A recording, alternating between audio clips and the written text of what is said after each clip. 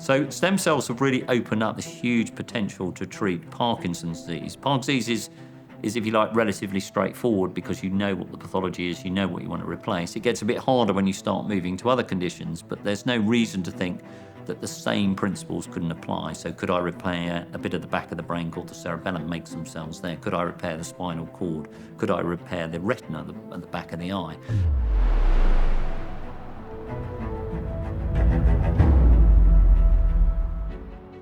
In Behind the Science, we tell the story of how innovation and infrastructure combine in Europe's leading science clusters. We understand that the places where research occurs are as critical as the research itself, which is why we reach out to the rockstar scientists to grasp not just what they do, but why they do it. Become a part of this story as we take a look behind the science. So I'm Roger Barker. I'm the Professor of Clinical Neuroscience here at the University of Cambridge, and I'm an honorary consultant neurologist at Addenbrooke's Hospital, which is embedded on the biomedical campus at Cambridge. I did general medical training, so I did that for 5 years, during which time, especially in my undergraduate days, I decided I wanted to be a neurologist. I loved the brain. I got very excited about it as an undergraduate, and then I had to park it to one side whilst I did my clinical training, and then I did my general medical training. And then I came to Cambridge to do a PhD, which was a very sort of basic PhD on brain repair. What I was particularly interested in is, can we put cells into brains and repair the brain, particularly around Parkinson's disease? That's what I was interested in. So I did my PhD here in Cambridge, and then I went off and completed my neurology training, which was another 4 or 5 years. And then I set up my research group with a fellowship, and I've been here ever since. And the way my work evolved was really starting in the clinic, then going to the lab, and then trying to combine those two together. So that has been very much where my work has gone over these last 25 years. And so whilst I still do a lot of research and clinical research, we do lab-based research, and I also work in the NHS to treat people with neurological conditions, particularly Parkinson's and Huntington's disease. What opportunities do stem cells represent as we think about diseases that we have in the brain? The disease we're particularly interested in is Parkinson's disease, and in Parkinson's disease you have 500,000 dopamine cells on either side of your brain, and they control movement as well as aspects of thinking. And when you lose half of those, 250,000, you develop the first features of Parkinson's disease, bit of stiffness, bit of slowness, bit of tremor. And so if that is really what lies at the heart of the disease, which it does, there's pathologists much more extensive than that, then in theory, if you could put back 250,000 dopamine cells, you should better repair that system. It seems relatively straightforward. 250,000 sounds quite a lot, but when you think how many cells you've got in your brain, that's a manageable number. So the idea that you could put those back into the brain and then repair that bit and put the patient back to normal with respect to that seemed intuitively quite attractive. We know that dopamine drugs can do it, but the problem was, where do you find those dopamine cells? Now, obviously, when stem cells emerged, human stem cells, then it became very exciting because now you had a source of cells, human to human, and if you could turn them into the right dopamine cells, then in theory you could treat patients, and because you can expand them, because that's what stem cells do, you have the potential to treat lots of patients. So stem cells have really opened up this huge potential to treat Parkinson's disease. Parkinson's disease is, if you like, relatively straightforward because you know what the pathology is, you know what you want to replace. It gets a bit harder when you start moving to other conditions, but there's no reason to think that the same principles couldn't apply. So could I repair a bit of the back of the brain called the cerebellum, make some cells there? Could I repair the spinal cord? Could I repair the retina at the back of the eye? So all of these would be amenable to stem cell therapies, but Parkinson's is the one I would think which is currently at the forefront in neurology. And tell me now, what stage are you at with the clinical trials that you're working on to put dopamine back into Parkinson patients? So basically developing stem cell therapies to treat people with Parkinson's disease. We joined together all the academic groups in the world to do this in 2014. So we set up a thing called G-Force PD. And the idea was we would meet every year to try and help each other get to clinic more quickly by understanding the problems and helping us solve the problems as we went. So on the back of that, we all have slightly different approaches, slightly different cells, but nevertheless, this has led to clinical trials. So we grafted our first patient in February of last year. We've now done 6 patients, and the next 2 should be grafted in September and October, and that will complete our 8-patient study. One of the areas which has been very exciting is that this has attracted quite a lot of interest from pharma. So our own work in Europe is very much in collaboration with Novo Nordisk, who are very wealthy pharma company because they made semaglutide and all these GLP-1 agonists, which people now use for obesity and such like. So they're very much supporting and working with us on our trial. They're also very good if you run into a problem where you suddenly need to buy something that's quite expensive, because in academia, if I need to buy something that costs several $100,000 and I don't have it, I can't have it, and we will have to hold the trial up or the preparations until we get it. So they're very good at helping you get through these financial hurdles. You have an embarrassment of riches here in the Cambridge ecosystem, but are there any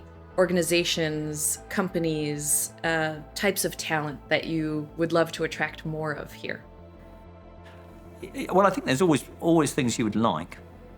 So I think in Cambridge, I've relied very heavily, for example, a lot on the stem cell work and the differentiation of dopamine cells from my colleagues in Lund, and they've been absolutely fabulous, and they are world leaders in it.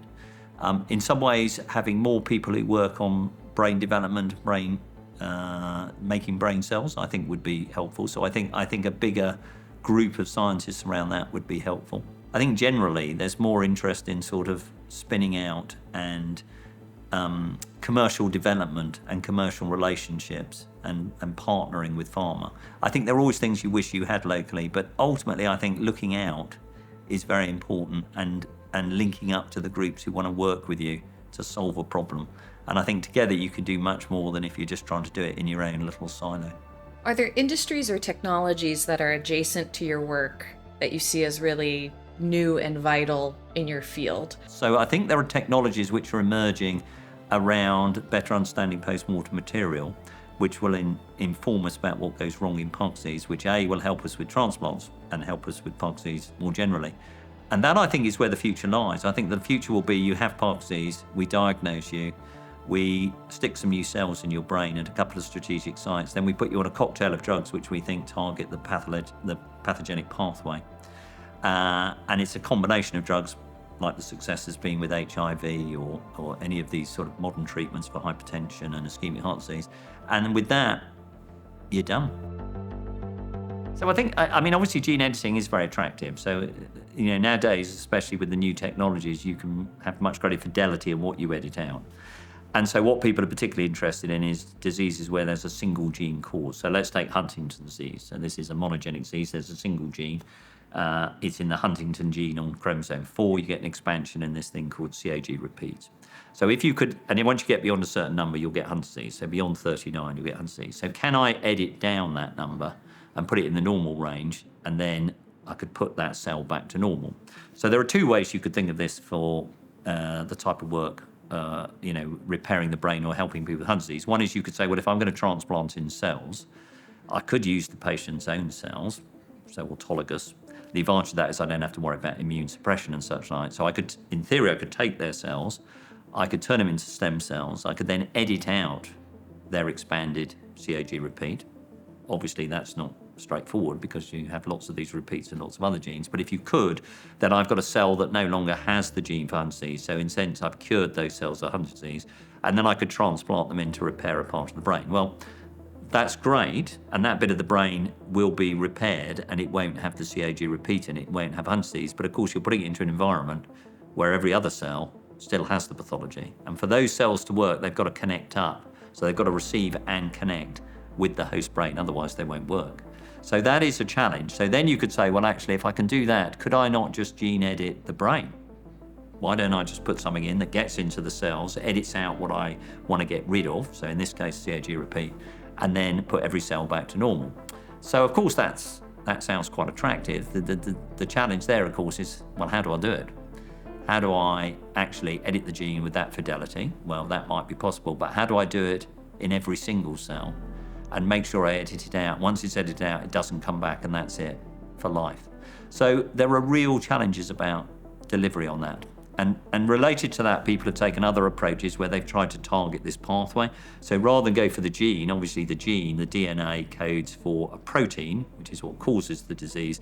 And in between, you have this thing called RNA. So DNA, RNA, protein. So people have tried to target the RNA and take that out. And that's with these therapies called antisense oligonucleotides. They bind to the abnormal or the RNA and take it out, or these interfering RNAs.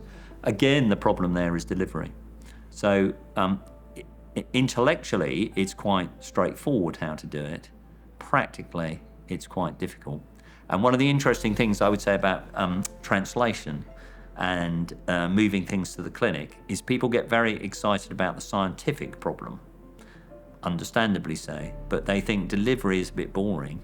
It's a bit of a mechanical sort of engineering problem, so it's not very interesting and relatively straightforward. Whereas, of course, if you can't deliver it, you've got no therapeutic. So there is now increasing interest in how we can try and better deliver things into the brain to get into all the cells that we want it to. But whilst that's a lovely way to think about the treatments in the future, I think that is quite a long way off. And of course, for genetic diseases, another way to tackle it is to go right to the other end and say, you can do prenatal diagnosis. So people can go into IVF. For Huntington's disease, they can go into IVF programs, then they can select the embryo that doesn't have the gene. I mean, in theory, you could do gene editing in the embryo, but that's pretty controversial. But you can choose an embryo that doesn't have the pathological repeat, and then you can have that implanted, and then you know that the child and then the adult won't have that condition. Thanks for watching Behind the Science, as we've explored the power of research, collaboration, and proximity in driving world-changing innovations.